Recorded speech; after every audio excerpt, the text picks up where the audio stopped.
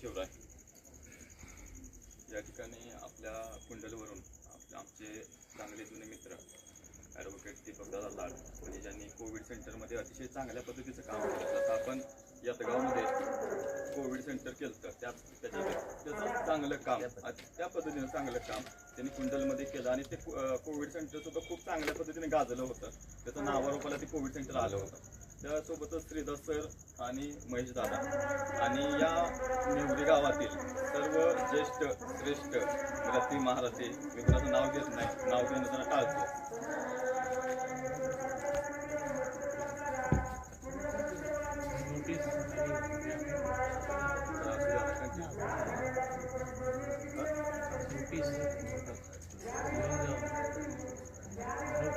नाही, आता एक गोष्ट क्लिअर करतो मी. आज प्रांत साहेबांच्या सोबत चर्चा केली. तुम्ही म्हणताय अधिकृत नाहीये.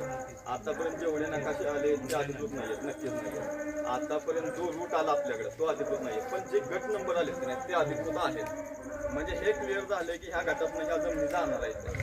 नोटाबंदीची गोष्ट आठवा, कुठल्याही मंत्र्याला विचारात घेतलं नव्हतं, कुठल्याही खासदाराला विचारात घेतलं नव्हतं, कुठल्याही आमदाराला विचारात घेतलं नव्हतं. मोदी साहेबांच्या मनात आलं, एका खोलीत बोलवलं, सगळ्यांचे मोबाईल काढून घेतले आणि संध्याकाळी 8 वाजल्यापासून नोटाबंदी झाली असं जाहीर केलं. आपण काही करू शकलो नाही. बऱ्याच जणांचं नुकसान झालं. सेम त्याच पद्धतीनं 2000 रुपयाची नोट बाजारात आली. ती 2000 रुपयाची नोट आता बाजारात नाहीये. आपल्याला कोणाला विचारलं का? ज्याच्या हातात काठी आहे त्याची सत्ता आहे. आता आपल्या हातात काठी नाहीये. आणि दीपक दादा, तालुक्यात शासनाचं आमच्यावर एवढं प्रेम आहे. आमचे 236 गट आहेत. तालुक्यात सगळ्यात जास्त गट या नेवरे गावचे आहेत. आता एका गटात कमीत कमी 5 शेतकरी ते सरासरी 25 ते 50 शेतकरी असतात. आता आपण किती जण बाधित झालो याचा विचार करायची वेळ आहे. मी कुठल्या पक्षाचा प्रतिनिधी म्हणून किंवा उपसभापती म्हणून या ठिकाणी नाही, एक शेतकऱ्याचा पोरगा म्हणून उभा राहिलो. आता बऱ्याच लोकांना वाटतं डॉक्टरला राजकारण करायचं. माझं इलेक्शन झाले, पुढे 5 वर्ष मला टेन्शन नाही. परंतु आपल्याला जर आता हा महामार्ग जर घालवायचा असेल तर टोकाचा संघर्ष करायला लागेल.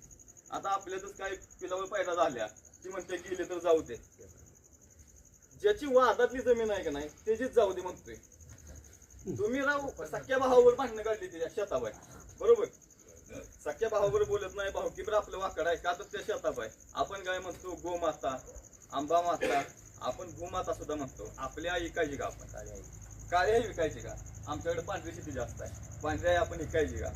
आता दीपक दादा विचार करायची आम्हाला वेळ आल्या की आपण काहीही करून, म्हणजे श्रीदास दादांनी मला विचारलं की नेवरीचं महात्म्य काय आहे. नेवरीचं अगदी शिवकालीन पासून सगळं महात्म्य आहे. परंतु श्रीदास सर, तुम्हाला मी सांगतो, तुम्ही आम्हाला एका बाजूला गुलाल ठेवला, एका बाजूला कुकू ठेवला आणि एका बाजूला नेवरीची माती ठेवली. काय उचलाय सांगितलं तर नेवरीचा प्रत्येक नागरिक नेवरीची माती ठेवली. आणि आपल्याला एक आता ठरवायची वेळ आली की संघर्ष करायचा आहे का नाही करायचा.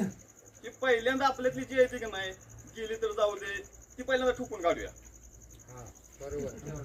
आणि तुम्ही तर समाजकंटकाचा उल्लेख केला, ती सुद्धा व्यक्ती माझ्या जवळची आहे.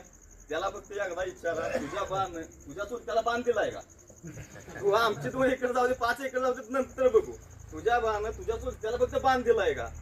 यांनी बांध सोडायचा नाही, यांनी इंचापाय भांडायचं, यांनी फुटापाय भांडायचं आणि आपल्याला शिकवायचं 2 एकर दे, 5 एकर दे, असं घडणार नाही. त्या भागातल्या किंवा नेवरी भाग असेल, ज्यावेळेस पहिल्यांदा आम्ही मिटिंग घेतली विद्याधर दादा, की आपण ज्यावेळेस मिटिंग घेतल्यानंतर ते भाषण मी ह्याच्यावरती टाकलं, युट्यूबवरती आणि इंस्टावरती टाकलं. ते बरंच गाजल्यानंतर मला पेंडावड्याच्या शेतकऱ्यांचा, ताईकुंडच्या शेतकऱ्यांचा, आमच्या आसपासच्या भागातल्या शेतकऱ्यांचा फोन आला की आपण सगळ्यांनी भेटूया, बसूया, चर्चा करूया आणि त्यातनं काहीतरी मार्ग काढूया. परंतु ज्यावेळेस आम्ही अधिकाऱ्यांच्या बरोबर भेटलो की अधिकारी म्हणायचे की अजून त्यातनं काय अधिकृत आलेलं नाहीये, अधिकृत अजून काही नाहीये.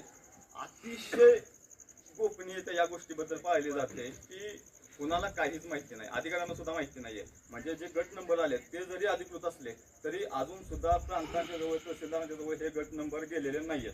म्हणजे इतकी गोपनीयता. आता सकाळीच आपली चर्चा झाली, वडवे शेतकरी आहेत आपले, तर त्यांचा सुद्धा गट नंबर लॉक झालाय.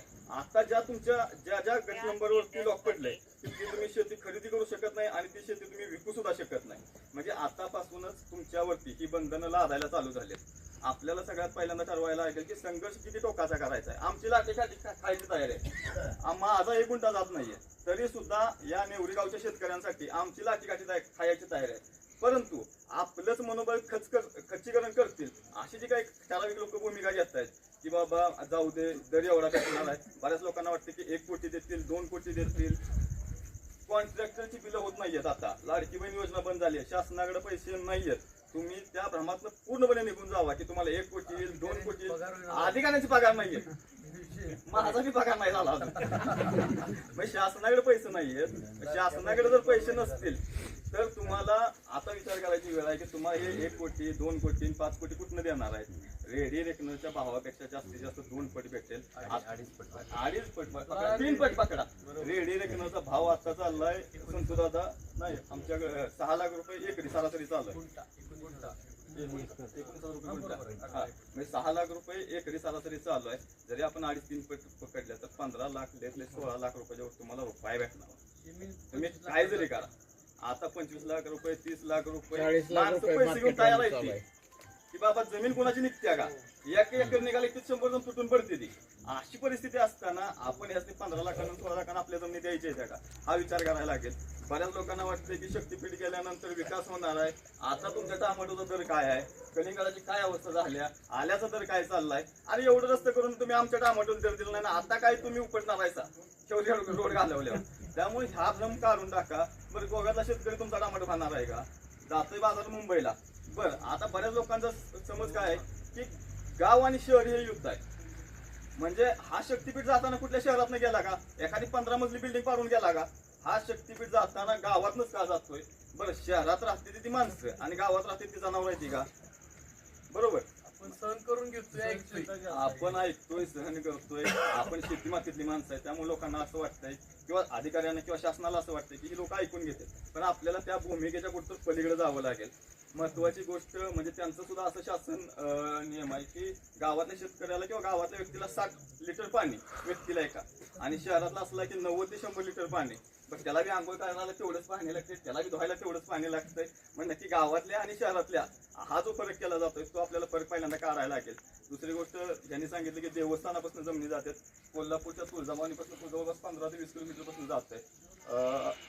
आंबा मातेपासून आपल्या तुळजापुरातनं बी जवळपास 15 ते 20 किलोमीटर पासून हा शक्तीपीठ जातोय. म्हणजे नक्की आपण कुठल्या देवांना हे जोडतोय हे आपल्याला विचार करायला लागेल. आणि जसं म्हटलं की 236 गट आहेत ते म्हणजे जवळपास बरेच शेतकरी याच्यामध्ये बाधित होणार आहे. ते आपल्याला विचार करायला लागेल की काहीही झालं म्हणजे एक आता इथून ही शपथ घेऊनच उठायचं की देत नाही तुम्हाला काय करायचं करा. एक वेळ आमच्या मर्यावर घ्या पण आम्ही आहे तोपर्यंत काही शेती देत नाही. हा जर आपण विचार केला तर चांगल्या पद्धतीनं आणि सगळ्यात महत्वाचं गाव तालुक्यातलं आपल्या 2 नंबरचं गाव आहे लोकसंख्येच्या बाबतीत आणि क्षेत्रफळाच्या बाबतीत. हा जर शक्तीपीठ गेला तर सगळ्यात आधी तालुक्यातलं आपलं महत्व कमी होतंय. तालुक्यातलं आपलं क्षेत्रफळ सगळ्यात कमी होऊन जातंय. गावची लोकसंख्या सुद्धा विस्तारित होऊन जाईल. तर त्यामुळं आपल्याला आपलं किमान तालुक्यातलं महत्व जरी ठेवायचं असेल बरं आपला महामार्ग जाणार आपल्या गावातनं आणि जंक्शन सुद्धा होणार आपल्या जमिनी जाऊन आणि त्या ठिकाणी तुमच्या गावाची ओळख सुद्धा राहत नाही म्हणजे त्या जंक्शनला नाव येणार विट्याचं. मग अशा पद्धतीनं आपल्या आपल्या अस्मितेसाठी ही लढाई लढायची आहे आणि चांगल्या पद्धतीने लढूया. सगळे एकजुटीनं लढूया. तुम्ही संघर्ष करायचा तयार ठेवा. आम्ही सगळेजण तुमच्या बरोबर आहे. संतू दादा मी आहे विद्याधर दादा आहे आपली केंद्राची सगळी टीम आहे. दीपक दादा येते विकास दादा येते. आपण सगळे संघर्ष करूया ना. हा शक्तीपीठ महामार्ग आहे तो हाणून पाडूया. धन्यवाद.